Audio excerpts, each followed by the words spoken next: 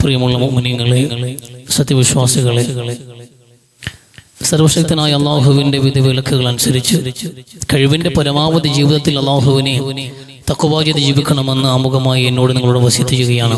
അല്ലാഹു സുബ്ഹാനഹു വ തആല മുത്തഖീങ്ങളായി ജീവിക്കാനും മുസ്ലിങ്ങളായി മരിക്കാനുമുള്ള നല്ല തൗഫീഖ് നമുക്ക് എല്ലാവർക്കും നൽകി അനുഗ്രഹിക്കട്ടെ. പ്രിയമുള്ളവരെ, 1888 ഫ്രാൻസിലെ ഒരു പ്രഭാതത്തിൽ പതിവ് പോലെ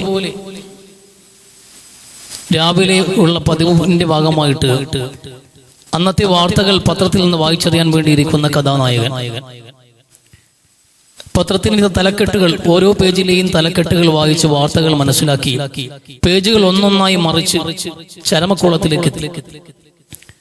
ചരമപ്പേജിലേക്ക് എത്തുമ്പോൾ അവിടെ കണ്ട ഒരു പെട്ടിക്കോളം വാർത്ത അയാൾ കണ്ട് ഞെട്ടിപ്പോയി. അയാൾ മരിച്ചിരിക്കുന്നു. അയാളുടെ മരണ വാർത്തയാണ് ആ പത്രത്തിലുള്ളത്. ഉറക്കം എഴുന്നേറ്റ് വന്നിരിക്കുന്ന ഒരാള് അതിരാവിലെ വീട്ടിൽ വന്ന പത്രത്തിൽ താൻ മരിച്ചു എന്ന് കാണുമ്പോൾ ഉണ്ടാവുന്ന ഒരു ഞെട്ടൽ, ഒരു വേള ഞാൻ മരിച്ചുപോയി, ഞാൻ ജീവിച്ചിരിപ്പില്ല എന്ന് പോലും ഒരു ആശങ്ക അയാൾക്ക് പോലും ഉണ്ടായ ഒരു നിമിഷമാണ്. ആ ആശങ്കകൾക്കൊടുവിൽ യാഥാർത്ഥ്യ ബോധ്യത്തിലേക്ക് വരുമ്പോൾ എത്ര വലിയ അബദ്ധമാണ് ഒരു പത്രത്തിൽ അച്ചടിച്ചു വന്നത് എന്ന് തിരിച്ചറിവ് ആ മനുഷ്യനുണ്ടാക്കുന്നത്. ജീവിച്ചിരിക്കുന്ന താൻ മരിച്ചു എന്ന് ചിത്രമടക്കം ഒരു പത്രത്തിൽ അച്ചടിച്ചു വരിക, ആ പത്രത്തോടും പത്രാധിപരോടും ഉണ്ടായ അരിശവും ദേഷ്യവുമാണ് ആദ്യമേ അയാളുടെ മനസ്സിൽ ഉയർന്നു വന്നത്. ഈ പത്ര ഓഫീസ് പൂട്ടിക്കണമെന്ന് പോലും തോന്നുന്ന നിമിഷങ്ങൾ ആ വാർത്ത ഒന്നുകൂടി വായിച്ചിട്ട് ആ പത്ര ഓഫീസിലേക്ക് ഫോൺ ചെയ്യാനും തന്റെ പ്രതിഷേധം രേഖപ്പെടുത്താനും ഒക്കെ തയ്യാറെടുക്കുന്ന ആ ഒരു അവസ്ഥയിലാണ് ആ മനുഷ്യൻ ഒന്നുകൂടി ആ വാർത്ത റിപ്പീറ്റ് വായിക്കുന്നത്. പക്ഷെ ആ വാർത്ത വന്ന ആ ഒരു ടൈറ്റിൽ, അതിന്റെ തലക്കെട്ട് ഒന്നുകൂടി വായിക്കുമ്പോഴാണ് അയാളുടെ ജീവിതത്തിൽ വലിയൊരു ചിന്ത, ഒരു വഴിത്തിരിവ് അവിടെ ഉണ്ടാവുന്നത്. ആ മരണത്തെ, ഇയാളുടെ മരണത്തെ കുറിച്ച് സൂചിപ്പിക്കാൻ വേണ്ടി ആ പത്രാധിപർ കൊടുത്ത വാർത്ത എന്നുള്ളത്, വാക്ക് എന്നുള്ളത് the merchant of death is dead, മരണത്തിന്റെ വ്യാപാരി മരിച്ചിരിക്കുന്നു എന്നാണ്. മരണത്തിന്റെ വ്യാപാരി മരിച്ചിരിക്കുന്നു എന്ന് അത്യാവശ്യം പ്രശസ്തനായ, അത്യാവശ്യം പണമുള്ള, പ്രഗത്ഭനായ തന്നെ കുറിച്ച് താൻ മരിച്ചു പോയപ്പോ ഒരു പത്രാധിപന് എഴുതാൻ തോന്നിയ വാക്ക്, തന്റെ മരണത്തെക്കുറിച്ച് പോലും സംസാരിക്കാൻ തോന്നിയ ഒരു വാചകം ഇതാണല്ലോ എന്ന് ഒരു നിമിഷം അയാൾ ആലോചിച്ചുപോയി. മരണത്തിന്റെ വ്യാപാരി എന്ന് പറഞ്ഞുകൊണ്ടാണല്ലോ എന്റെ മരണത്തെ പോലും പരിചയപ്പെടുത്തിയത് എന്ന്. അതിന് കാരണമുണ്ട്. കാരണം അയാൾ ഡയനാമിറ്റ് കണ്ടുപിടിച്ച ആളാണ്. ഡയനാമിറ്റ് കണ്ടുപിടിച്ച ആളാണ് ഈ വ്യക്തി. ലോകത്ത് അന്ന് വരെ ഇല്ലാത്ത യുദ്ധതന്ത്രങ്ങളും ഏറ്റവും വലിയ സ്ഫോടന ശേഷിയുള്ള ഡൈനാമിറ്റ് കണ്ടുപിടിച്ചതോടുകൂടി കൊണ്ടുപിടിക്കുമ്പോൾ അതിന്റെ പുറകിൽ ഒരുപാട് സദുദ്ദേശങ്ങൾ ഉണ്ടായിരുന്നു.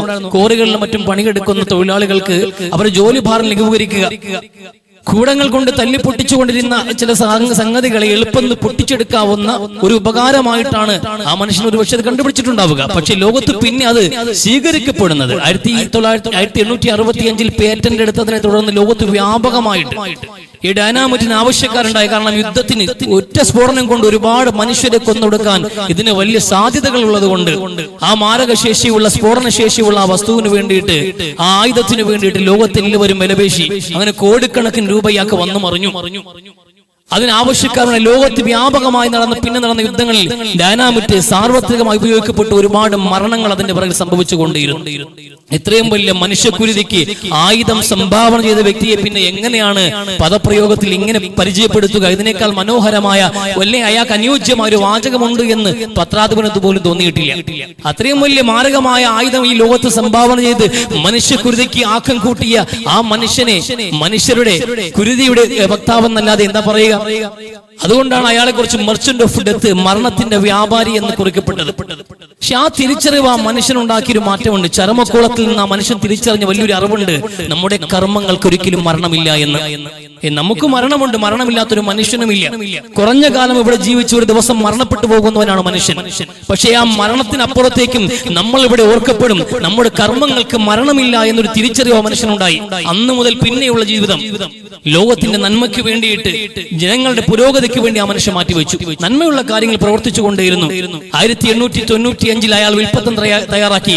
മൂർച്ഛിച്ച രോഗാവസ്ഥയിൽ ആ മനുഷ്യൻ മരണത്തോട് ഞാൻ അടുക്കുന്നു എന്ന് മനസ്സിലായപ്പോൾ അയാൾ എന്ത് ചെയ്തു? അയാൾ ഒരു വിൽപ്പത്തം തയ്യാറാക്കി. വിവാഹിതനല്ല, മക്കളില്ല. അതുകൊണ്ട് തന്നെ അയാൾക്ക് വലിയ കോടിക്കണക്കിന് രൂപയുടെ സമ്പാദ്യം ഉണ്ടായിരുന്നു. ആ സമ്പാദ്യങ്ങൾ മുഴുവനും ലോകത്ത് മനുഷ്യന്റെ പുരോഗതിക്ക് സംഭാവന കൊടുക്കുന്ന വ്യക്തികളെ ആദരിക്കാൻ വേണ്ടിയിട്ട് വർഷാവർഷം എന്റെ പേരിൽ ഒരു പാരിതോഷികമായ, ഒരു സമ്മാനമായി നൽകണമെന്നുള്ള വസീയത്ത് എഴുതി വെച്ചു. മുഴുവൻ സമ്പാദ്യം അയാളുടെ മുഴുവൻ സമ്പാദ്യവും വർഷാവർഷം ലോകത്ത് ജനങ്ങളുടെ പുരോഗതിക്ക് വേണ്ടിയിട്ട് ഏറ്റവും മികച്ച സംഭാവന നൽകുന്ന വ്യക്തി ഏത് രാജ്യക്കാരനായിക്കൊള്ളട്ടെ, ഏത് മതക്കാരനായിരുന്നാലും ആ മനുഷ്യന് കൊടുക്കണം. ലോകത്ത് നന്മ ചെയ്യുന്നവന് പ്രചോദനമായിട്ട് എന്റെ സമ്പാദ്യം ഇവിടെ അവശേഷിക്കട്ടെ എന്ന് വസീയത്ത് എഴുതി അടുത്ത വർഷം അയാൾ മരണപ്പെട്ടു. 5 കൊല്ലങ്ങൾക്ക് ഇപ്പുറത്ത് അയാളുടെ സമ്പാദ്യത്തിൽ നിന്ന് ആദ്യമായ സമ്മാനം കൊടുത്തു. ആ സമ്മാനത്തിന്റെ പേരാണ് നോബൽ സമ്മാനം. ആ മനുഷ്യന്റെ പേരാണ് ആൽബർട്ട് നോബൽ. ഈ നോബൽ സമ്മാനത്തിന്റെ നമുക്കറിയാത്ത സംഭവമല്ലേ, നോബൽ സമ്മാനം ലോകത്ത് നൽകപ്പെടുന്ന, ഇന്നൊരു പൗരന് നൽകപ്പെടുന്ന ഏറ്റവും വലിയ ബഹുമതിയായിട്ട് ലോകം അംഗീകരിക്കുന്നത് നോബൽ സമ്മാനമാണ്. അതിന്റെ പുറകിലെ കഥ ഇതാണ്.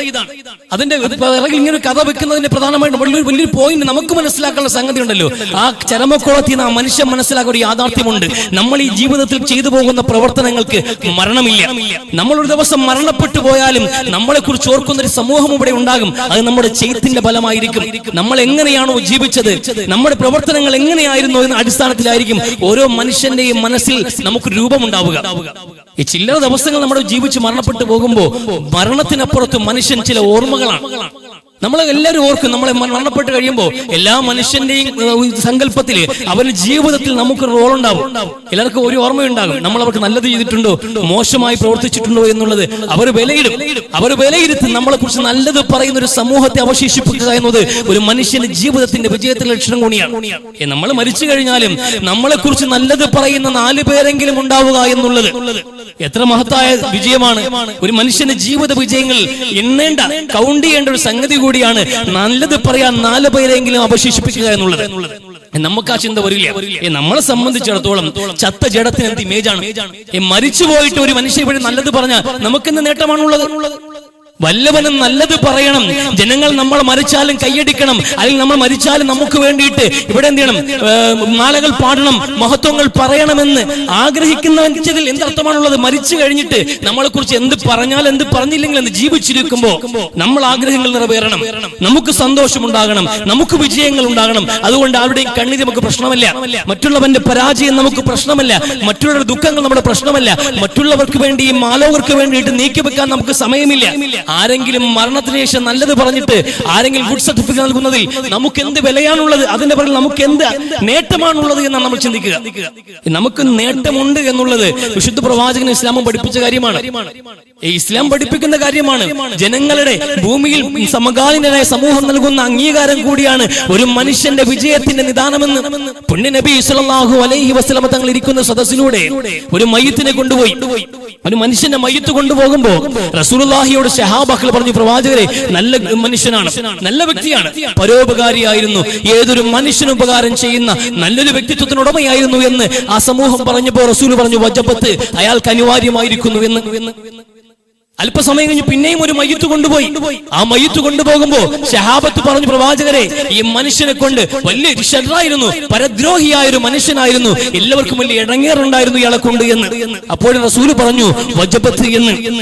റസൂലിനോട് വിശദീകരണം ചോദിച്ചു, നബി, എന്താണ് ഇവർക്ക് നിർബന്ധമായത്, എന്താണ് ഇവർക്ക് അനിവാര്യമായത്? 2 മയ്യിത്തിനെ കൊണ്ടുപോയപ്പോഴും അങ്ങനെ പ്രതികരണം ഇങ്ങനെയായിരുന്നല്ലോ എന്ന് പുണ്യ നബി സല്ലല്ലാഹു അലൈഹി വസല്ലം പറഞ്ഞു, നിങ്ങൾ പറഞ്ഞിട്ടുണ്ടല്ലോ, നിങ്ങൾ പറഞ്ഞല്ലോ ഒരു നല്ല മനുഷ്യനെ കൊണ്ടുപോയി അയാൾ നല്ലവനാണെന്നും പരോപകാരമുള്ളവനാണെന്നും സമൂഹത്തിന് നല്ല ഗുണം ചെയ്തവനാണെന്നും പറഞ്ഞല്ലോ, ആ മനുഷ്യന് സ്വർഗം നിർബന്ധമായി എന്ന് റസൂൽ സല്ലല്ലാഹു അലൈഹി വസല്ലം.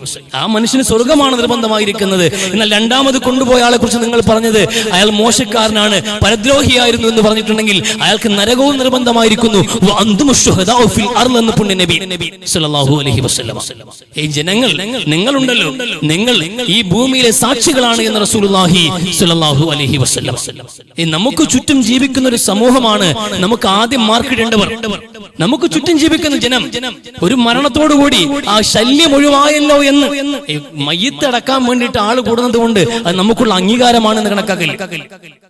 ആര് മരിച്ചാലും ചിലപ്പോൾ വലിയ അപകട മരണമാണെങ്കിൽ കൂടുതൽ ആളുണ്ടാകും, ചെറുപ്പക്കാരി മരിച്ചാൽ കൂടുതൽ ആളുണ്ടാകും, ദുർമരണമാണെങ്കിൽ അതിലേറെ ആൾക്കാരുണ്ടാകും.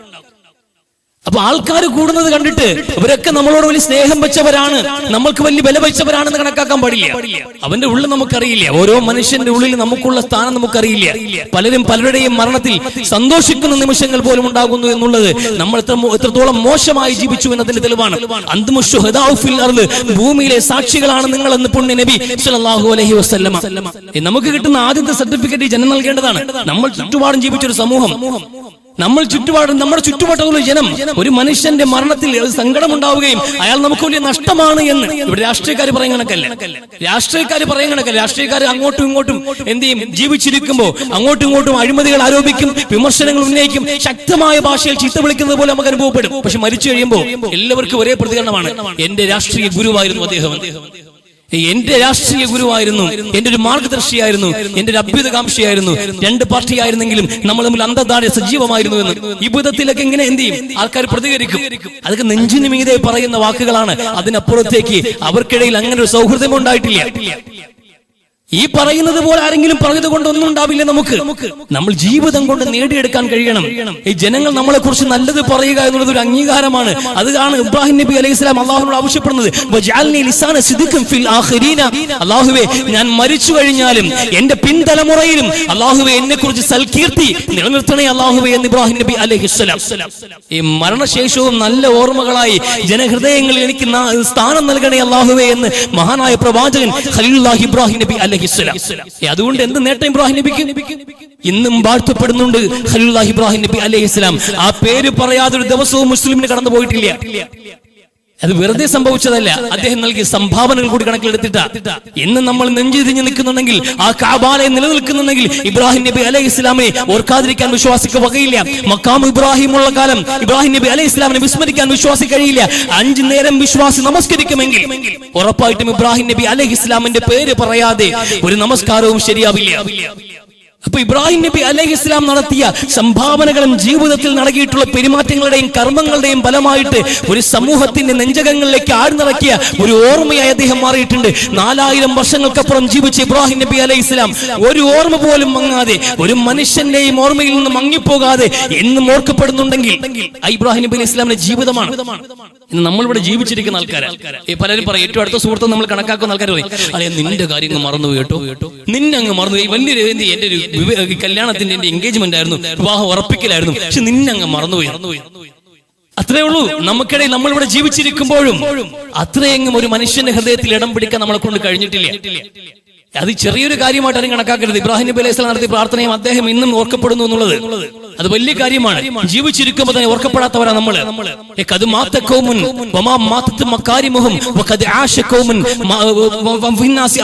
എന്നൊരു കവി പറയുന്ന ഒരു വാചകമുണ്ട്. ചില ആൾക്കാരൊക്കെ മരണപ്പെട്ടു പോയിട്ട് വർഷങ്ങളായി, കാലങ്ങളായി, സഹസ്രാബ്ദങ്ങൾക്കപ്പുറത്ത് മരിച്ചുപോയവർ വരെ ഇന്നും ജീവിച്ചിരിക്കുന്നവനെ പോലെ ഓർക്കപ്പെടുമ്പോ ഇവിടെ ജീവിച്ചിരിക്കുന്ന മനുഷ്യർ മയ്യിത്തുകളായി മാറിയിരിക്കുന്നുണ്ട്. ജീവിച്ചിരിക്കുമ്പോൾ പോലും അവരെ ആരും ഓർക്കുന്നില്ല എന്നൊരു കവി പറയുന്ന വാചകമുണ്ട്. നമ്മളെ പലരും ഓർക്കുന്നില്ല. എന്തുകൊണ്ട് ഓർക്കാതെ പോയെന്നറിയുമോ? അത്രയും നമ്മൾ ആർക്കും പ്രിയപ്പെട്ടവരായിട്ടില്ല. കാണുമ്പോൾ ചിരിക്കുന്നത് കൊണ്ട് ആരുടെയും ഹൃദയം കീഴടക്കാൻ കഴിയില്ല. മനുഷ്യനെ കീഴടക്കുക അല്ലെങ്കിൽ മനുഷ്യനെ സമ്പാദിക്കുക എന്നുള്ളത് വലിയ ബുദ്ധിമുട്ടുള്ള കാര്യമാണ്. പണം ഉണ്ടാക്കുന്നതിനേക്കാൾ പ്രയാസമാണോ മനുഷ്യനെ സമ്പാദിക്കുക എന്നുള്ളത്. ഒരു മനുഷ്യന്റെ ഹൃദയത്തിൽ നമുക്കൊരു സ്ഥാനം ഉണ്ടാക്കുക എന്നുള്ളത്, ഒരാളെ ഹൃദയത്തിൽ നമുക്ക് ഒരു സ്ഥാനം ഉണ്ടാക്കുക എന്നുള്ളത് ചെറിയ കാര്യമല്ല, വലിയ പ്രയാസമുള്ള കാര്യമാണ്. മലകൾ കീഴടക്കാൻ കഴിഞ്ഞേക്കാം, പക്ഷേ ഹൃദയങ്ങൾ കീഴടക്കൽ അതിലേറെ പ്രയാസമുള്ള കാര്യമാണ്. ഒരു നാൾ നമ്മൾ ഇവിടെ മരണപ്പെട്ടു പോയി കഴിഞ്ഞാലും നമുക്ക് വേണ്ടി നൊമ്പരപ്പെടുന്നതിൽ ഹൃദയങ്ങൾ ഉണ്ടാവണ്ടേ? നമ്മൾ ഇല്ലാതായി കഴിയുമ്പോൾ അതൊരു ശൂന്യത അനുഭവപ്പെടുന്ന കുറെ മനുഷ്യരുണ്ടാവണ്ടേ? ആ ഒരു കുറവ്, അങ്ങനെ അനുഭവപ്പെടുന്ന കുറെ മനുഷ്യരെ അവശേഷിപ്പിക്കാൻ കഴിയണ്ട നമുക്ക്. അവർ നമ്മൾ ഓർക്കാൻ ഓരോ പെരുന്നാളുകൾ വരുമ്പോഴും എല്ലാ പെരുന്നാളിലും എനിക്ക് പുതിയ പുത്തൻ വസ്ത്രവുമായി കടന്നു വന്നിരുന്ന ഒരു ചങ്ങാതി ഉണ്ടായിരുന്നു. ഈ കൊല്ലമില്ല എന്ന് പറയുന്ന ഒരു മനുഷ്യനുണ്ടാകണം. എല്ലാ ദിവസവും പള്ളിയിൽ വരുമ്പോ പരസ്പരം സലാം പറഞ്ഞ് മിണ്ടി പറഞ്ഞു പോകുന്ന ഒരു കൂട്ടുകാരൻ എനിക്കുണ്ടായിരുന്നു എന്ന്, ഇന്ന് അയാൾ ഓർമ്മയായി എന്ന് പറയുന്ന ഒരു കൂട്ടുകാരൻ അവിടെ. ഒരു ആപത്ത് വരുമ്പോ എനിക്ക് എപ്പോഴും ഫോൺ എടുത്ത് വിളിക്കാൻ പറ്റിയ ഒരു മനുഷ്യനുണ്ടായിരുന്നു. എത്ര ബുദ്ധിമുട്ടുണ്ടെങ്കിലും ഞാൻ പെട്ടെന്ന് വിളിക്കുന്ന ആളായിരുന്നു എന്റെ സുഹൃത്ത്. ഇന്ന് അവൻ ഇല്ല എന്ന്. ബുദ്ധിമുട്ടുകൾ വരുമ്പോഴെല്ലാം നിങ്ങൾ ഓർക്കപ്പെടും, പ്രയാസങ്ങൾ വരുമ്പോഴെല്ലാം നിങ്ങൾ ഓർക്കപ്പെടും. നിങ്ങളുടെ ജീവിതത്തിന്റെ സംഭാവനകൾ, നിങ്ങളുടെ നിർമ്മിതികൾ, നിങ്ങളുടെ ഇവിടെ സ്ഥാപിച്ചിട്ടുള്ള കെട്ടിടങ്ങൾ, പള്ളികൾ, ഈ പള്ളി നിർമ്മിച്ചതിൽ ഈ ഇത്ര ലക്ഷം രൂപ ഈ സുഹൃത്ത് നൽകിയതാണ്, അയാൾ മരണപ്പെട്ടു പോയി വർഷങ്ങളായിട്ടുണ്ട് എന്ന് പറയപ്പെടും. അതൊരു ഓർമ്മയാണ്. ജനങ്ങളുടെ കയ്യടിക്ക് വേണ്ടിയല്ല ഇങ്ങനെ സമ്പാദിക്കണം കർമ്മങ്ങൾ അവശേഷിപ്പിക്കാൻ പറയുന്നത്. നല്ലത് ചെയ്താൽ ഉറപ്പായിട്ട് നല്ല ഓർമ്മകൾ ഇവിടെ അവശേഷിക്കും. അത് ജനങ്ങളുടെ കയ്യടിക്ക് വേണ്ടി എന്നുള്ള നീയത്തോടെ നമ്മൾ ചെയ്യേണ്ട കാര്യമില്ല. മനുഷ്യരുടെ ഹൃദയങ്ങൾ സമ്പാദിക്കാൻ വേണ്ടിയിട്ട് ചുറ്റുമുള്ളവർക്ക് നന്മയായി നമ്മൾ ജീവിക്കാൻ കഴിയണം. ഈ വലിയ വടവൃക്ഷങ്ങൾ കണ്ടിട്ടില്ലേ? വലിയ വലിയ വൃക്ഷങ്ങൾ അത് എത്രയാണ് ഇവിടെ സംഭാവന നൽകുന്നത്, എത്രയോ മനോഹരമായ നിലയിൽ അത് വികസിച്ച് നിന്നിട്ട് ചുറ്റുമുള്ളവർക്ക് തണുപ്പ് തേടി വരുന്നവർക്കെല്ലാം തണലിട്ട് കൊടുക്കുന്ന മരങ്ങൾ, അതിലെ കായ്കൾ ഭക്ഷണങ്ങളായിട്ട് മനുഷ്യർക്കും ജീവജാലങ്ങൾക്കും സംഭാവന ചെയ്യുന്നുണ്ട്. അതുപോലെ കൂടില്ലാത്ത എത്രയോ പക്ഷികൾക്കും മൃഗങ്ങൾക്കും കൂടൊരുക്കാൻ അത് എന്ത് ചെയ്യും, സൗകര്യം ചെയ്തു കൊടുക്കുന്ന വൃക്ഷങ്ങൾ. ചുറ്റിപ്പിടിക്കുന്ന ഒരു വള്ളിച്ചെടിയോട് മരുത് എന്ന് പറയില്ല. എല്ലാ വള്ളിച്ചെടികളെയും ഏറ്റെടുത്തുകൊണ്ട് അതിനെയും നിലനിർത്തി പോകുന്ന വടവൃക്ഷങ്ങൾ പോലെയാകാൻ നമ്മളെ കൊണ്ട് കഴിയണം. നമ്മൾ ജീവിച്ചിരിക്കുമ്പോ നമ്മൾ ഷോൾഡർ ചെയ്യുന്ന, നമ്മൾ ഏറ്റെടുക്കുന്ന, നമ്മൾ കൈപിടിച്ചുയർത്തുന്ന ഒരു പറ്റം ജനങ്ങൾ ഇവിടെ ഉണ്ടാകണം. അങ്ങനെ കുറച്ചു പേർക്ക് വേണ്ടി മനുഷ്യന്റെ ജീവിതം അങ്ങനെയാണ്. കുറെ തിന്ന്, കുറെ കുടിച്ചു, കുറെ ഈ ഭൂമിയിൽ തന്നെ വിസർജിച്ച് മലീമസമാക്കിയിട്ട് ഒരു ദിവസം ചത്തൊടുങ്ങി ഈ മണ്ണിൽ ലയിച്ചു ചേരേണ്ടവരല്ല മനുഷ്യൻ. അങ്ങനെയാണോ നിങ്ങൾ കണക്കാക്കിയത്? അങ്ങനെയാണോ അബസിത്തും? നിങ്ങൾ അങ്ങനെയാണോ കണക്കാക്കിയത്? അബസ എന്ന് നിങ്ങളെ ഞാൻ വെറും പാഴ്സൃഷ്ടികളായിട്ട് കുറെ ഒരു ദിവസം ജനിച്ചു വീണ് കുറെ തിന്നു മുടിച്ചിട്ട് ഈ മണ്ണിലേക്ക് ലയിച്ചു ചേരുന്ന ഒരു ജീർണിച്ച ജഡമായിട്ട് അവസാനിക്കാൻ വേണ്ടിയിട്ടുള്ള അധ്യായങ്ങളാണ് മനുഷ്യ ജീവിതമെന്ന് നിങ്ങൾ കണക്കാക്കുന്നുണ്ടോ? അതിനല്ലല്ലോ ജീവിതം നിങ്ങൾക്ക് നൽകിയത്.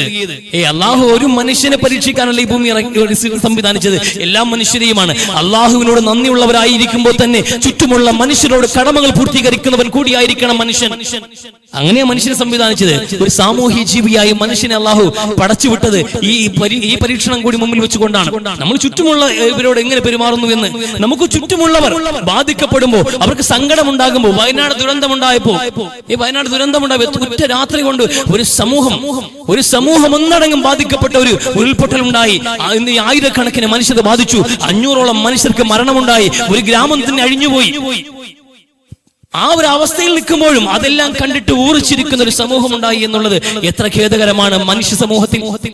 ഈ മനുഷ്യരുടെ മരണം കണ്ട് ചിരിക്കുന്ന ആൾക്കാർ, ചില പ്രത്യേക മതക്കാരാണല്ലോ കൂടുതൽ മരിച്ചത് എന്നതിൽ സന്തോഷിക്കുന്ന മനുഷ്യൻ. അങ്ങനെ ഒരു സംഭവം നടന്നത് പോലും അറിയാത്ത ആൾക്കാരുണ്ട് നമ്മൾക്കിടയിൽ. അതുപോലും അറിഞ്ഞിട്ടില്ല. അങ്ങനെ ഒരു സംഭവം ഇവിടെ ഉണ്ടായി എന്ന് പോലും അറിയില്ല. അതൊരു ഞെട്ടലായിട്ട് പോലും ഏറ്റെടുക്കാത്ത ആൾക്കാരുണ്ട്. ഒന്നും ഞെട്ടിയിട്ട് പോലും ഇല്ല. അതൊരു കേവല വാർത്ത പോലെ. എത്ര അനായാസമാണ് നമ്മൾ ആ വാർത്ത കേട്ട് കളഞ്ഞത്. ഒറ്റ രാത്രി കൊണ്ട് ഒന്നുമല്ലാതായി തീരുന്ന നിമിഷം, ഒരു മനുഷ്യന്റെ മയ്യത്ത് നമ്മൾ കബറിൽ വെച്ചിട്ട് മടങ്ങി പോകുമ്പോൾ ഉണ്ടാകുന്ന ഒരു നൊമ്പരമുണ്ട്. ഈ ഖബറിനകത്തൊരു മനുഷ്യൻ, മരിച്ചുപോയ മനുഷ്യൻ, ഇനി ശ്വാസം എടുക്കാത്തൊരു മനുഷ്യൻ, ആ മയ്യത്തിന് ഒരു ഖബറിന്റെ കുഴിയിൽ വെച്ചിട്ട് മണ്ണിട്ട് പോകുമ്പോൾ നെഞ്ചിടിക്കും. ലോകത്ത് റസൂല് പറഞ്ഞല്ലോ, ഞാൻ കണ്ടതിൽ ഏറ്റവും ഭയാനകമായ സ്ഥലം ഖബറാണെന്ന്. ഈ ഭയാനകമായ സ്ഥലം ഖബറാണെന്ന്. ആ ഖബറിന്റെ മണ്ണും അതിന്റെ ഇരുട്ടും അതിന്റെ മൂടിയും അത് അടച്ചു വെച്ചിട്ട് ഒരു മനുഷ്യനെ അവിടെ കിടത്തിയിട്ട് മൂടിയിട്ട് പോകുമ്പോൾ ഉണ്ടാവുന്ന ഒരു ഒറ്റപ്പെടലും, അവിടെ ഉണ്ടാവുന്ന ഒരു ജീവിച്ചിരിക്കുന്ന ഒരു മനുഷ്യന്റെ മനസ്സിൽ നിന്ന് കൂടെ ആലോചിക്കണം. എത്ര വലിയ പ്രയാസമുണ്ടായിരിക്കും, എത്ര വലിയ വീർപ്പുമുട്ടുണ്ടാകും ആ ഖബറിനകത്ത്. പക്ഷെ ഉറങ്ങിക്കിടന്ന കട്ടിലിൽ ഉറങ്ങിക്കിടന്ന മനുഷ്യൻ കണ്ണു തുറക്കുമ്പോ തന്റെ മീതെ മുഴുവനും മണ്ണായി പോയ മനുഷ്യരുണ്ട്. മണ്ണിനടിയിലും വെള്ളത്തിനടിയിലും ശ്വാസം കിട്ടാതെ, പാറകൾക്കടിയിൽ ശ്വാസം കിട്ടാതെ പിടഞ്ഞു മരിച്ചുപോയ മനുഷ്യർ ആ ഖബറിൽ നിന്ന് തുരന്നെടുക്കേണ്ടി വന്നു. കൈയും കാലും കഷ്ണങ്ങളായിട്ട് മനുഷ്യരുടെ. ആർക്കും ഞെട്ടൽ പോലും ഉണ്ടായില്ല. ഇത് നമ്മളെ കാത്തിരിക്കുന്ന വിപത്തിന്റെ സൂചന മാത്രമാണ്. ലോകത്ത് മുഴുവൻ സംഭവിക്കാൻ പോകുന്ന, ലോകത്തെല്ലാവർക്കും ബാധിക്കാൻ പോകുന്ന മഹത്തായ അള്ളാഹുവിന്റെ ഗംഭീരമായ ലോകാവസാനത്തിന്റെ പ്രക്രിയ ഉണ്ടല്ലോ, അതിന്റെ ഒരു സാമ്പിൾ മാത്രമാണ്. ഇദാ സുൽസിലത്തിൽ അർദു സിൽസാലഹാ വഅഖദത്തിൽ അർദു അസ്കാലഹാ വഖാലൽ ഇൻസാനു മാലഹാ. ജനങ്ങൾ പറഞ്ഞു പോകുന്ന ദിവസമുണ്ടല്ലോ, എന്ത് പറ്റി ഈ ഭൂമിക്ക് എന്ന് മുഴുവൻ മനുഷ്യരും പറഞ്ഞു പോകുന്ന വിധത്തിൽ ഭൂമി പിളർന്നു പോകുന്ന, ഭൂമിക്കകത്തുള്ളതെല്ലാം പുറത്തേക്ക് തള്ളപ്പെടുന്ന ഒരു ദിവസം വരാനുണ്ട് നമുക്ക്. കുറച്ച് പുറത്തു വന്നപ്പോഴേ ഈ അവസ്ഥ. ഇത് മുഴുവൻ തകർന്നു പോകുന്ന ദിവസമുണ്ട്. മണ്ണിനടിയിലും വെള്ളത്തിനടിയിലും മനുഷ്യൻ പെട്ടുപോകുന്ന ദിവസം വരുന്നുണ്ട്. ശ്വാസം കിട്ടാതെ വിറപ്പിക്കപ്പെടുന്ന ദിവസമുണ്ട്. അന്ന് ഇങ്ങനെ ആയിരിക്കില്ല പർവ്വതങ്ങള്. ഒന്ന് ഉരുണ്ട് വന്ന പാറക്കല്ലുകളായിരിക്കില്ല. വലിയ പർവ്വതങ്ങൾ പോലും കടഞ്ഞെടുത്ത പഞ്ഞുകൾ പോലെ ഈ അന്തരീക്ഷത്തിൽ പാറി നടക്കുന്ന അവസ്ഥയുണ്ടാകും. അത്രയും ഭയാനകമായ ഒരു ദിവസത്തിന്റെ സൂചനകൾ മാത്രമാണിത്. അത് കണ്ടിട്ട് ഞെട്ടിയില്ലെങ്കിൽ, മറ്റുള്ളവർ ദുഃഖങ്ങൾ കണ്ടിട്ട് നമുക്ക് വ്യസനമുണ്ടായിട്ടില്ലെങ്കിൽ പിന്നെന്ത് മനുഷ്യരാണോ നമ്മള്? പിന്നെന്ത് മനുഷ്യരാണ്? വലിയ മനുഷ്യത്വം പറയും, വലിയ സൽസ്വഭാവി എന്നും പറയും. ചുറ്റുമുള്ള മനുഷ്യർക്ക് വേണ്ടിയിട്ട് ആ കണ്ണീരിലേക്ക്, അവരുടെ കണ്ണീർ തുടക്കാൻ വേണ്ടിയിട്ട് സംഭാവനകൾ ലോകത്തിന് നാനാഭാഗത്ത് നിന്നും കൊടുത്തുകൊണ്ടിരിക്കണം. അപ്പോഴും ഇതൊന്നും അറിയാത്തതുപോലെ, ആവശ്യം പോലെ ഉണ്ടായിട്ടും അതിനുവേണ്ടി 10 പൈസ പോലും ചിലവാക്കാതെ പിടിച്ചു വെക്കുന്ന ആൾക്കാരുണ്ട്. എങ്ങോട്ട് കൊണ്ടുപോകുന്നത്? എങ്ങോട്ട് കൊണ്ടുപോകാനാണിത്? ഇത്രയും ബാധിക്കപ്പെട്ട ഒരു സമൂഹം, ഇനി അവർക്ക് ഒന്നേന്ന് തുടങ്ങണം. നമുക്കറിയാമല്ലോ, ഒന്നിന്ന് തുടങ്ങണം. പൂജ്യത്തിൽ തുടങ്ങണം. ഒരു വസ്തു വേണം, അവിടെ വീട് വേണം, ആ വീട്ടിന് ആവശ്യമായ സാധനങ്ങൾ വേണം. ഈ ഉണ്ടായ ശൂന്യതകളും ദുഃഖങ്ങളും ഒക്കെ അവർ അതിജീവിക്കേണ്ടതുണ്ട്. ഇനി പാഠപുസ്തകങ്ങൾ ഒന്നേന്ന് മേടിക്കേണ്ടതുണ്ട്. അതുപോലെ ഒരു തൊഴിൽ കണ്ടെത്തണ്ടേ? ഒരു വീടും വെച്ചൊരു വസ്തു മാറ്റി കൊടുത്തില്ല. അവർക്കെല്ലാം അവരുടെ സമ്പാദ്യങ്ങൾ മുഴുവൻ നഷ്ടപ്പെട്ടു പോയിട്ടുണ്ട്. അവരുടെ കടകൾ നഷ്ടപ്പെട്ടു പോയിട്ടുണ്ട്, അവരുടെ ഉപജീവനങ്ങളെല്ലാം നഷ്ടപ്പെട്ടു പോയിട്ടുണ്ട്. ഇനി ആ തൊഴിൽ എങ്ങനെ സ്ഥാപിച്ചെടുക്കും? അവർക്ക് ഒരു ജീവിത മാർഗം തുറന്നു കൊടുക്കാൻ എത്ര കോടി രൂപയുടെ ആവശ്യമുണ്ടാകും. പക്ഷെ അതിലേക്ക് ഒരു 100 രൂപയെങ്കിലും വെച്ച് പങ്കുചേരാൻ നമ്മളെ കൊണ്ട് കഴിയാതെ പോയാൽ അത് വലിയ നമ്മുടെ അത് അവരുടെ ദുരന്തമല്ല, നമ്മളിലെ മനുഷ്യത്വം മരവിച്ചു പോയി എന്നൊരു ദുരന്തം നമ്മളാണ് നശിച്ചിരിക്കുന്നതെന്ന് മനസ്സിലാക്കണം. നമ്മളെ നശിച്ചു പോയത് നമുക്ക് ചുറ്റുമുള്ള മനുഷ്യരിലേക്ക് പടർന്നു പിടിക്കുന്ന ഒരു നന്മയായി മനുഷ്യൻ ജീവിക്കാൻ കഴിയണം.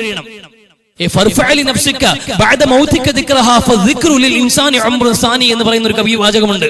മനുഷ്യരെ, നിങ്ങൾ ജീവിതത്തിൽ നന്മകൾ സമ്പാദിച്ചുകൊണ്ടേയിരിക്കണം. മറ്റു ജനങ്ങളുടെ ഹൃദയങ്ങളിൽ നല്ല ഓർമ്മകളായി നിങ്ങൾ പ്രവർത്തിച്ച് കയറിക്കൊണ്ടേയിരിക്കണം. ഹൃദയങ്ങൾ കീഴടക്കിക്കൊണ്ടേയിരിക്കണം. കാരണം മരണം എപ്പോ വേണമെങ്കിലും കടന്നു വരാം. മരണത്തിനപ്പുറത്തൊരു ജീവിതം നിങ്ങൾക്ക് ബാക്കിയുണ്ട് ഈ ദുനിയാവിൽ. മരിച്ചു കഴിഞ്ഞാലും ഒരു മനുഷ്യന് ജീവിക്കാൻ കഴിയും, അത് ഓർമ്മകളായിട്ടാണ് എന്ന്. ഒരു മനുഷ്യന്റെ 2ാം ജന്മമാണ് നല്ല ഓർമ്മകളായി അവശേഷിക്കുക എന്ന് വിശുദ്ധ ഒരു കവി വാചകം പറയുന്നുണ്ട്. ഒരു കവിയുടെ വാചകമാണ്. നമ്മൾ മരണപ്പെട്ടു പോയാലും നമ്മൾ അവശേഷിപ്പിക്കുന്ന ഒരു ഓർമ്മകളായി ഇവിടെ എന്തെങ്കിലും ജനങ്ങളുടെ ഇടയിൽ ഉണ്ടാകണം. അത് അവസാനം വരെ ഉണ്ടാകണം. ഒരു മാവ് നട്ടിട്ടെങ്കിലും, ബലം കാക്കുന്ന ഒരു മരം നട്ടിട്ടെങ്കിലും ജീവിതത്തിന്റെ ഒരു അടയാളപ്പെടുത്തൽ അവശേഷിപ്പിക്കാൻ കഴിയണം.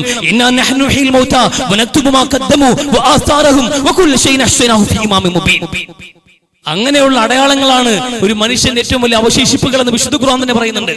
ഒരു മനുഷ്യൻ മരിച്ചു പോയാൽ, ഏത് മനുഷ്യൻ എവിടെ വെച്ച് എങ്ങനെ മരിച്ചു പോയാലും അവരെയൊക്കെ പുനർജീവിപ്പിക്കും ഞാൻ. അതിൽ തർക്കവും വേണ്ട. അത് മാത്രമല്ല, നിങ്ങൾ മുൻകൂട്ടി ചെയ്തു വെച്ച എല്ലാ കർമ്മങ്ങളെയും ഞാൻ ഒരുമിച്ച് കൂട്ടും. അതുപോലെ തന്നെ നിങ്ങളുടെ ജീവിതത്തിൽ നിങ്ങളുടെ അടയാളപ്പെടുത്തലുകൾ, നിങ്ങളുടെ കാൽച്ചുവടുകൾ പോലും, നിങ്ങൾ പള്ളിയിലേക്ക് നടന്നിട്ടുള്ള ഒരു നന്മയിലേക്ക് നടന്നിട്ടുള്ള ഒരു കാൽച്ചുവട്ടടി പോലും അതിന് രേഖയാക്കും. അല്ലാഹു സുബ്ഹാനഹു വ തആല പറയുന്നുണ്ട് വ്യക്തമായ ലിഖിതത്തിൽ അതും രേഖയാക്കി വെച്ചിട്ട് ആ കാൽപാദങ്ങൾക്ക് പോലും, കാൽപാദങ്ങളുടെ പെരുമാറ്റങ്ങൾക്ക് പോലും പ്രതിഫലം നൽകുന്ന ഒരു ദിവസം വരാനുണ്ട് എന്ന് വിശുദ്ധ ഖുർആൻ. നമ്മുടെ ജീവിതത്തിന്റെ അടയാളപ്പെടുത്തലുകളാണത്. ഈ ദുനിയാവിൽ ജീവിച്ചിരിക്കുമ്പോ എന്തെങ്കിലുമൊക്കെ ആർക്കെങ്കിലും ഒക്കെ ചെയ്യാൻ കഴിയണം. ആർക്കും ഒന്നും ചെയ്യാതെ നമ്മൾ വലിയ സ്വാർത്ഥരായി മാറാൻ പാടില്ല. വിശ്വാസികൾ എപ്പോഴും അങ്ങനെ ആവണം. വിശ്വാസികൾക്ക് എപ്പോഴും അല്ലാഹുവിന്റെ റസൂൽ സ്വല്ലല്ലാഹു അലൈഹി വസല്ലം തങ്ങൾ ഒരിക്കലും ആടിനെ അറുത്തിട്ട് ദാനം ചെയ്തു. അതിന്റെ ഉത്തരവാദിത്തം ആയിഷ ബിബി ഏൽപ്പിച്ചു. പുണ്യനബി മടങ്ങി വന്ന് ആയിഷയോട് ചോദിച്ചു, ആയിഷ എന്തായി, കാര്യങ്ങളൊക്കെ എന്തായെന്ന്. പുണ്യനബിയോട് അവർ പറഞ്ഞ മറുപടി, നബിയെ എല്ലാം കൊടുത്തിട്ടുണ്ട്. എന്ന് പുണ്യനബിയോട് നബിയെ എല്ലാം കൊടുത്തു, അതിന്റെ ഒരു തോൾ ഒഴികെ ഒരു കൈയുടെ കുറച്ച് മാംസഭാഗം മാത്രം ബാക്കിയുണ്ട്, ബാക്കിയെല്ലാം കൊടുത്തിട്ടുണ്ട് എന്ന് കൃത്യമായ കാര്യം നബിക്ക് മനസ്സിലായി. പക്ഷെ അതിനൊരു പ്രത്യുത്തരം റസൂൽ നൽകി. അത് വലിയൊരു അറിവിലേക്കാണ്, സമൂഹത്തിന് നൽകിയ വലിയൊരു സന്ദേശമാണ്. പ്രവാചകർ പറഞ്ഞു, ആയിഷ എന്നാൽ എന്ത് ചെയ്തിട്ടുണ്ട്, ബക്കിയ കുല്ലുഹ ഇല്ലാ കത്ഫുഹ എന്ന് പുണ്യ നബി സല്ലല്ലാഹു അലൈഹി വസല്ലം. ആയിഷ സത്യത്തിൽ ബാക്കിയായത് കൊടുത്തതാണ്. ആയിഷ ബാക്കിയായത് കൊടുത്തതാണ്. ആയിഷ കൊടുത്തതെല്ലാം ബാക്കിയായി. ഈ വെച്ചത്, ഈ കയ്യിലിരിക്കുന്നത് മാത്രമാണ് ഇവിടെ അവശേഷിക്കുന്നത് എന്ന്. ഇത് സത്യത്തിൽ ഇതാ നഷ്ടം. ഇത് നമ്മൾ കഴിക്കാൻ പോവാണ്. ആരും കഴിച്ചില്ലെങ്കിൽ, കൊടുക്കാനില്ലെങ്കിൽ ഇത് നമ്മൾ കഴിക്കും, അതവിടെ കഴിയും. പക്ഷെ കൊടുത്തതെല്ലാം ബാക്കിയാണ് ആയിഷ എന്ന് പുണ്യ നബി സല്ലല്ലാഹു അലൈഹി വസല്ലം. റഷ്യൻ സാഹിത്യകാരനായ കവിയിത്രിയായ ഗുർജീഫ് പറയുന്ന ഒരു വാചകമുണ്ട്, all that I have had is lost, all that I have given to mine എന്ന്. ഞാൻ പിടിച്ചു വെച്ചതെല്ലാം എനിക്ക് നഷ്ടപ്പെട്ടു പോയിട്ടുണ്ട്, എന്നാൽ ഞാൻ മറ്റുള്ളവർക്ക് കൊടുത്തതെല്ലാം എനിക്ക് ബാക്കിയായിട്ടുണ്ട് എന്ന്. കൊടുത്തതാണ് ബാക്കി, കൊടുത്തതാണ് നമുക്ക് അവശേഷിക്കുക. നമ്മൾ മറ്റുള്ളവർക്ക് കൊടുത്ത സ്നേഹം അത് അല്ലാഹുവിന്റെ രേഖയിൽ ഉണ്ടാകും. നമുക്ക് മറ്റുള്ളവർക്ക് കൊടുത്ത സഹായങ്ങൾ അല്ലാഹുവിന്റെ രേഖയിൽ ഉണ്ടാകും. നമ്മൾ മറ്റുള്ളവർക്ക് കൊടുത്തിട്ടുള്ള ദാനങ്ങൾ അല്ലാഹുവിന്റെ രേഖയിൽ ഉണ്ടാകും. മറ്റുള്ളവർക്ക് വേണ്ടി നമ്മൾ അവശേഷിപ്പിച്ചിട്ടുള്ള എന്തും അല്ലാഹുവിന്റെ രേഖയിൽ ഉണ്ടാകും. അത് മാത്രമേ ഉണ്ടാവുള്ളൂ. നമ്മുടെ സംഭാവനകളായി നിർമ്മിക്കപ്പെട്ടിട്ടുള്ള പള്ളികൾ, നമ്മൾ സംഭാവനയായി നൽകിയിട്ടുള്ള ഗ്രന്ഥങ്ങൾ, അത് നമ്മൾ സംഭാവനയായി നൽകിയിട്ടുള്ള മുസ്ഹഫുകൾ, നമ്മൾ നൽകിയിട്ടുള്ള വഴികൾ, നമ്മൾ നിർമ്മിച്ചിട്ടുള്ള കുതുബ്ഖാനകൾ, നമ്മൾ നിർമ്മിച്ചിട്ടുള്ള സ്മാരകങ്ങൾ, അതുപോലെ നമ്മൾ നിർമ്മിച്ചിട്ടുള്ള കോളേജുകൾ, നമ്മൾ നിർമ്മിച്ചിട്ടുള്ള മെഡിക്കൽ ഷോപ്പുകൾ, നമ്മൾ നിർമ്മിച്ചിട്ടുള്ള ചികിത്സാ ആതുര സേവന രംഗത്തിന് വേണ്ടിയിട്ട് സംഭാവന നൽകിയിട്ടുള്ള ഹോസ്പിറ്റലുകൾ എല്ലാം, ഇതൊക്കെ നമ്മളിവിടെ സംഭാവന ചെയ്തിട്ടുണ്ടെങ്കിൽ ഇതൊക്കെ നമുക്ക് ബാക്കിയാവും. അതുകൊണ്ട് നഷ്ടമുണ്ടാവില്ല. ഇതൊക്കെ ജാരിയായ സ്വതക്കയുടെ ഗണത്തിലാപ്പെടുക. പുണ്യനബി പറഞ്ഞൊരു മനോഹരമായ ഒരു കഥാരൂപത്തിൽ പറഞ്ഞൊരു ഉപദേശമുണ്ട്. ഒരു മനുഷ്യനോട് പറയാണ്, ഒരു മനുഷ്യന് 3 കൂട്ടുകാരുള്ള ഒരു മനുഷ്യനെ കുറിച്ച് സംസാരിച്ചുകൊണ്ട് റസൂൽ സംസാരിക്കുന്ന ഒരു വാചകമുണ്ട്. അതിലേറെ ലളിതമായിട്ട് ചില കാര്യങ്ങൾ പറയാൻ കഴിയില്ല റസൂലിന്. റസൂൽ പറയാണ്, ഒരാൾക്ക് 3 കൂട്ടുകാരുണ്ട്. ആത്മാർത്ഥ സുഹൃത്തുക്കളായ 3 കൂട്ടുകാർ. ആ 3 കൂട്ടുകാരിൽ ആർക്കാണ് തന്നോട് ഏറ്റവും സ്നേഹമുള്ളത് എന്നറിയാൻ വേണ്ടിയിട്ട് അയാൾ ഓരോരുത്തരോട് ഓരോ ചോദ്യങ്ങൾ ചോദിക്കുന്നുണ്ട്. 3 കൂട്ടുകാരുള്ള ഒരു വ്യക്തി ആദ്യത്തെ ആളിനോട് ചോദിച്ചു, നിനക്ക് എത്രത്തോളം സ്നേഹം എന്നോടുണ്ട്, എത്ര ആത്മാർത്ഥമാണ് നിന്റെ സൗഹൃദം എന്ന് ചോദിക്കുമ്പോ അയാൾ പറഞ്ഞത്, നിന്നോടുള്ള സ്നേഹം തികച്ചും ആത്മാർത്ഥമാണ്, നിന്റെ മരണം വരെയും ഞാൻ കൂടെ ഉണ്ടാവും, നിന്റെ മരണം വരെയും ഞാൻ നിന്നെ വിട്ടുപോകില്ല, അങ്ങനെ അങ്ങ് വിടാൻ കഴിയില്ല, അത്രയും അടുത്ത സുഹൃത്താണ് നീ എന്ന്. അത്ര ആത്മാർത്ഥമുള്ള സുഹൃത്തിനെ കിട്ടിയില്ല, അയാൾക്ക് സന്തോഷം ഉണ്ടായി. അപ്പൊ ഇവനാണെങ്കിൽ ഏറ്റവും അടുത്ത ചങ്ങാതി എന്ന് കണക്കാക്കി രണ്ടാമത്തെ ആളോട് ചോദിച്ചു, നിന്റെ അവസ്ഥ എന്താണ്, നിനക്ക് എന്നോട് എത്ര സ്നേഹമുണ്ട്, വലിയ കുറെ കാലമായിട്ട് കൂടെ ഉണ്ടല്ലോ, എത്ര സൗഹൃദമുണ്ട് നിനക്ക്, നിന്റെ സൗഹൃദത്തിന്റെ ആത്മാർത്ഥത എത്രത്തോളം ഉണ്ട് എന്ന് പറയാമോ എന്ന്. അയാൾ പറഞ്ഞു, നീ മരിച്ചാലെന്നല്ല, നിന്നെ ശവമടക്കുന്നത് വരെയും ഞാൻ നിന്റെ കൂടെ ഉണ്ടാവും, ഞാൻ അങ്ങനെ അങ്ങ് വിട്ടുപോകില്ല, നിന്നെ മറമാടുന്ന നിമിഷം വരെയും അവസാനത്തെ ഒരു പിടി മണ്ണിടുന്നത് വരെയും ഞാൻ കൂടെ ഉണ്ടാകും, അങ്ങനെ അങ്ങ് വിട്ടുപോകാൻ കഴിയും നിനക്ക്, നിന്നെ എനിക്ക് അത്രയും പ്രിയപ്പെട്ടവനാണ് ഞാനെന്ന്. അയാൾ ചോദിച്ചു, അപ്പൊ ഇവനാണ് ഏറ്റവും അടുത്ത സുഹൃത്തെന്ന്. മൂന്നാമത്തെ ആളോട് ചോദിച്ചു, നീ എത്രത്തോളം എന്നെ സ്നേഹിക്കുന്നുണ്ടെന്ന്. മൂന്നാമത്തെ ആള് പറഞ്ഞു, എനിക്ക് നീയാണ് ഏറ്റവും വലുത്, നീ അല്ലാതെ എനിക്ക് വേറെ ആരുമില്ല, നീ ജീവിച്ചാലും ശരി മരിച്ചാലും ശരി, നീ എവിടെ പോയാലും നിന്റെ കൂടെ ഞാൻ ഉണ്ടാവും, നീ മരിച്ചു പോയാലും ഞാൻ വിടില്ല, അവിടെയും ഞാൻ നിന്റെ കൂടെ ഉണ്ടാകുമെന്ന് പറഞ്ഞൊരു 3ാമത്തെ കൂട്ടുകാരനുണ്ട്. ആ കൂട്ടുകാരൻ തുറന്നു പറയുമ്പോ ആ കൂട്ടുകാരന്റെ വിഷയത്തിൽ അയാൾക്ക് സന്തോഷമല്ല തോന്നി, സങ്കടം തോന്നി, അങ്ങനെ ദുഃഖം തോന്നി. ഈ മെയിൻ ആൾ നമ്മുടെ കൂട്ടുകാരായി 3 പേരും. ഈ 3ാമത്തെ ആളിനെ തുറന്നു പറയുമ്പോ ആ തുറന്നു പറച്ചിൽ കൃത്യമായി ബോധ്യപ്പെടുമ്പോ നമുക്ക് സങ്കടം ഉണ്ടാവുള്ളൂ. എന്തെന്നറിയുമോ, ആദ്യത്തെ 2 കൂട്ടുകാർ ഇങ്ങോട്ട് നിന്ന സ്നേഹം നമ്മൾ അങ്ങോട്ട് കൊടുത്തിട്ടുണ്ട്, അതിൽ കൂടുതലും കൊടുത്തിട്ടുണ്ട്. പക്ഷെ 3ാമത് ഇത്രയും ആത്മാർത്ഥതയുള്ള ഒരു സുഹൃത്തിനെ നമ്മൾ ഒട്ടും പരിഗണിച്ചിട്ട് പോലും ഉണ്ടായിരുന്നില്ല. 3ാമത്തെ കൂട്ടുകാരുണ്ടല്ലോ, മരിച്ചാലും നിന്നെ കുഴിയിൽ കൊണ്ടുവച്ചാലും നീ മരണപ്പെട്ട് ഏത് ലോകത്തേക്ക് സഞ്ചരിച്ചാലും അവിടെയും നിന്നെ വിടാതെ ഞാൻ നിന്റെ കൂടെ ഉണ്ടാകുമെന്ന് പറഞ്ഞ 3ാമത്തെ കൂട്ടുകാരൻ, അവൻ നമ്മൾ പരിഗണിച്ചിട്ട് പോലും ഉണ്ടായിരുന്നില്ല. ഒന്ന് ചിരിക്കാൻ പോലും നമുക്ക് സമയം ഉണ്ടായിരുന്നില്ല, അല്പം എന്തെങ്കിലും സഹായിക്കാൻ പോലും നമുക്ക് സമയം ഉണ്ടായിരുന്നില്ല. ആ 3ാമത്തെ കൂട്ടുകാരന്റെ പേരാണ് അമലു സ്വാലിഹ്, നിന്റെ സൽക്കർമ്മങ്ങൾ. നമ്മുടെ കർമ്മങ്ങളാണ്. 1ാമത്തെ കൂട്ടുകാരൻ അത് നമ്മുടെ സമ്പാദ്യങ്ങളാണ്, മരണത്തോടെ അത് നമ്മളുമായിട്ടുള്ള ബന്ധം അവസാനിച്ചു. 2ാമത്തെ കൂട്ടുകാരൻ നമ്മുടെ സന്താനങ്ങളാണ്, ശ്മശാനം വരെ അവർക്ക് അവസരമുള്ളൂ, അത് കഴിഞ്ഞാൽ നമ്മളും അവരും നമ്മളുടെ ബന്ധവും അവസാനിച്ചു. 3ാമത്തെ കൂട്ടുകാരൻ നമ്മുടെ കർമ്മങ്ങളാണ്.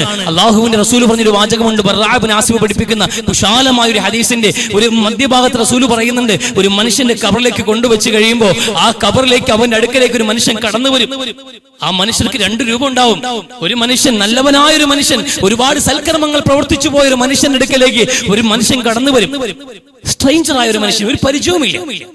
അയാളെ കാണുമ്പോൾ വലിയ ഭംഗിയുള്ള ഒരാളാണ്, ശുഭലക്ഷണങ്ങളുണ്ട്, കാണുമ്പോൾ തന്നെ ഒരു ഹാപ്പിയാണ്, ഒരു കൂട്ടുകാരൻ ഇവിടെയും ഉണ്ടല്ലോ എന്ന്. അവനെയും കമ്പനി അടിച്ച് നമുക്ക് കുറെ സമയം പോക്കാം, നല്ലൊരു ചങ്ങാതിയാണ്. പക്ഷെ എന്നാലും ഈ അപരിചിതൻ, ഇയാൾ എവിടെ നിന്ന് വന്നു എന്ന്, ആരാ നീ എവിടെ നിന്നാ വന്നത്, കാണാൻ നല്ല രസമുണ്ടല്ലോ എന്ന് അയാളോട് ചോദിക്കുമ്പോൾ നീക്ക് അറിയാവുന്ന ആളാ, ഞാൻ നിന്റെ അടുത്ത സുഹൃത്താണ്, എന്നെ മറന്നുപോയോ നീ, ഞാൻ നിന്റെ സൽക്കർമ്മങ്ങളാണ്,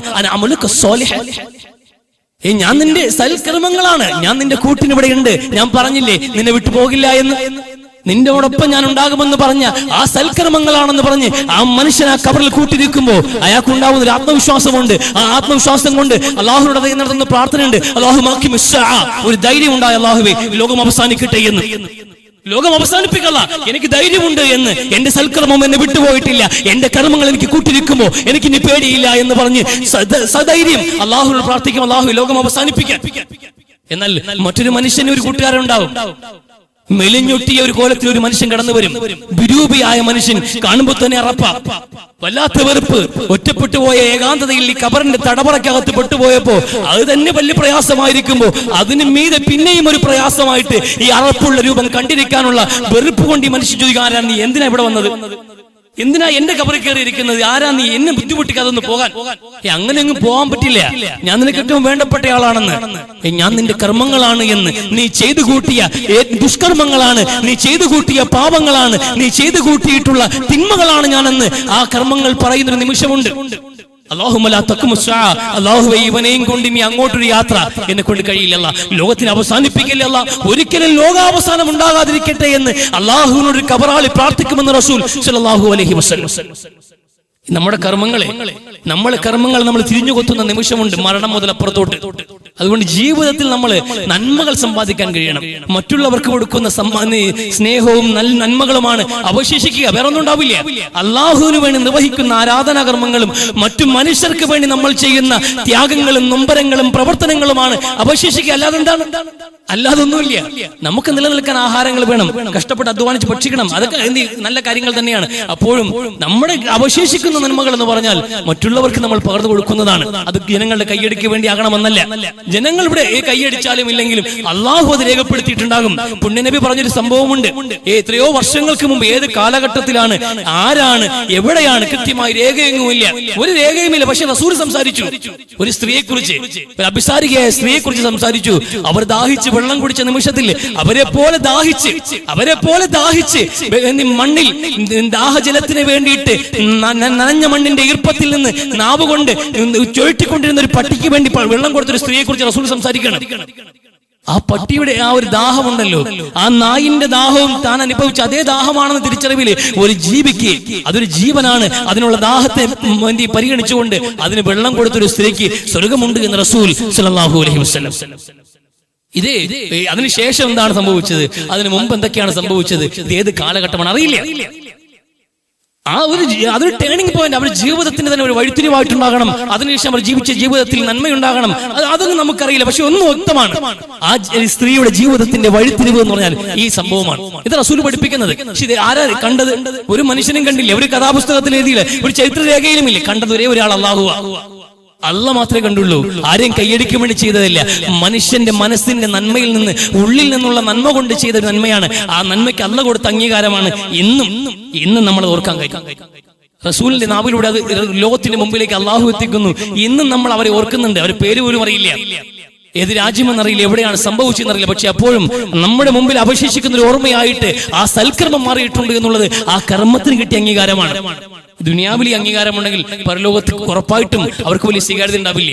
ഇത് റസൂൽ പറയുമ്പോൾ നമ്മുടെ മുമ്പിലുള്ള ഈ നന്മകളുടെ സാഹചര്യങ്ങൾ, സാധ്യതകൾ ഉപയോഗപ്പെടുത്താൻ വേണ്ടിയുള്ള പ്രോത്സാഹനമാണ്. ഒരു നായ്ക്ക് വെള്ളം കൊടുത്തിട്ടാണെങ്കിലും ഒരു നന്മ ചെയ്യാൻ കഴിയണം. ഒരു വഴിയിലെ അപകടം നീക്കിയിട്ടാണെങ്കിലും നിങ്ങൾക്ക് നന്മ ചെയ്യാൻ കഴിയണം. ഒരു വഴിയിലെ അപകടം നമ്മൾ പാസ് ചെയ്ത് പോകുമ്പോ, വലിയ വേഗതയിൽ നമ്മൾ കടന്നു പോകുമ്പോൾ റോഡിലേക്ക് വീണ് കിടക്കുന്ന ഒരു ഓല ഉണ്ടാകും, ഒരു തേങ്ങ ഉണ്ടാകും. അത് നമ്മൾ നിർത്തിയെടുത്ത് കളയാ. നമ്മൾ ആ നന്മയുടെ സാഹചര്യം നമ്മുടെ മുമ്പിൽ അള്ളാഹ് വെച്ചൊരു പരീക്ഷണമാണ്. നമ്മുടെ മുമ്പിലേക്ക് വരുന്ന ഓരോ രംഗങ്ങളും അത് യാദൃച്ഛികമായി സംഭവിക്കുന്നതെന്ന് കണക്കാക്കാൻ പാടില്ല. ഇതൊക്കെ ഡയറക്റ്റ് ചെയ്യുന്ന ഒരു ഡയറക്ഷൻ ഉണ്ട്. അള്ളാഹു സുബ്ഹാനഹു വ തആല നമ്മുടെ മുമ്പിലേക്ക് ഒരാൾ കൈനീട്ടി എത്തുമ്പോൾ ഒരു മനുഷ്യനെ എത്തിച്ചു തരാം അള്ളാഹുവാ. അതൊരു പരീക്ഷണമാണ്. നമ്മുടെ ഈ ജീവിതത്തിന്റെ ഓരോ സീനുകളും, ഓരോ രംഗങ്ങളും കൃത്യമായി അള്ളാഹു ഡയറക്ഷൻ ചെയ്യുന്നുണ്ട്. നമ്മൾ പാസ് ചെയ്ത് പോകുമ്പോൾ നമ്മുടെ മുമ്പിൽ തന്നെയാണല്ലോ ആ ഓല കടന്നത്. അത് നമുക്കുള്ള പരീക്ഷണമാണ്. നമ്മുടെ മുമ്പിലേക്ക് ഒരു നന്മയുടെ അവസരമാണ്. വണ്ടി നിർത്തിയിട്ട് ആ ഓല എടുത്ത് മാറ്റുന്നത്, തേങ്ങ എടുത്ത് വരും. കാരണം ആ തേങ്ങയിലേക്ക് അശ്രദ്ധമായി ഓടിച്ചു വരുന്ന ഒരു ബൈക്കുകാരന്റെ ജീവന്റെ വിലയുണ്ടാകും. ആ തേങ്ങയുടെ കിടപ്പ് എടുത്ത് മാറ്റിയാൽ ഒരു ജീവൻ രക്ഷിച്ച കൂലി ഉണ്ടാകും. പക്ഷെ നമ്മളതിന്റെ വില മനസ്സിലാക്കുന്നില്ല, ആ നന്മയുടെ വില മനസ്സിലാക്കുന്നില്ല. നമുക്ക് അതിനൊന്നും സമയമില്ല. അങ്ങനെ മറ്റുള്ളവർക്ക് വേണ്ടി നന്മ ചെയ്ത് കളയേണ്ടതില്ല സമയം. എങ്ങോട്ട് എന്ത് തിരക്കം, ബിസിയാണ്, സമയമില്ല. അതുകൊണ്ട് സമയം കിട്ടാത്തതുകൊണ്ടാണ് ഒന്നും ചെയ്യാനില്ല. എല്ലാവരോടും പറയുന്ന എന്റെ അവധ ഇതാണ്, സമയം കിട്ടാത്തതുകൊണ്ടാണ്. നന്മ ചെയ്യാൻ സമയം കിട്ടിയില്ലെങ്കിൽ പിന്നെ എന്തിനാ ഈ സമയം മുഴുവൻ അല്ലാഹു നൽകിയത്? മരണം വരെയുള്ള ജീവിതത്തിന്റെ ഈ സമയം എന്നുള്ളത് മരണത്തിനപ്പുറത്തുള്ള ജീവിതത്തിന് വേണ്ടിയിട്ട് സമ്പാദിക്കാനുള്ള സമയമാണ്. അള്ളാന്റെ മുമ്പിൽ പോയിട്ട് അവസാനം അള്ളാഹ് സമയം കിട്ടില്ല, തീരെ സമയം കിട്ടില്ല. എവിടം വരെ നിങ്ങൾ ഇത് പറയും നിങ്ങൾ ബിസി ആയിരുന്നു എന്ന്? എന്താ നിങ്ങളുടെ ബിസി? ഇത് നമ്മൾ ഓരോരുത്തർ ആലോചിക്കുന്ന വിഷയമാണ്. പടച്ചവന്റെ മുമ്പിൽ പോയി നിന്നിട്ടും പറയും സമയം കിട്ടില്ല. ഒരു ഊഴവും കൂടെ, ഒറ്റ അവസരം കൂടി കിട്ടിയാൽ നമുക്ക് സമയം കൃത്യമായിട്ട് കിട്ടുമെന്ന്. ഒരിക്കലും കഴിയില്ല, നിങ്ങൾക്ക് ഒരിക്കലും സമയം തികയൂല. ആർക്കും സമയം തികയൂല. നമ്മൾ തിരക്ക് പിടിച്ചോടാൻ നിന്നാൽ അതിനേ സമയം ഉണ്ടാവുള്ളൂ.